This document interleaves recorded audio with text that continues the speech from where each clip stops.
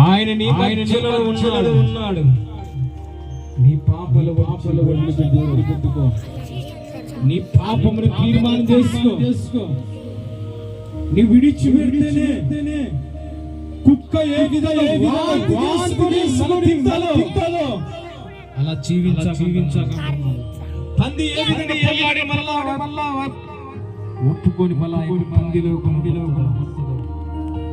ఆ విధంగా నడుచుకోవాలి. రాత్రి కాల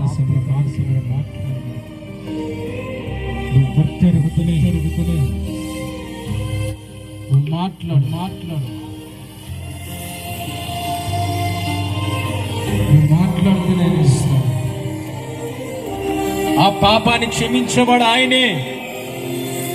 ఆయనకు మాత్రమే అధికారం ఉంది.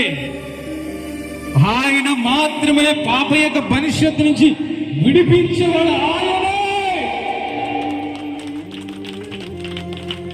ఆయనకు మాత్రమే ఉందమ్మా.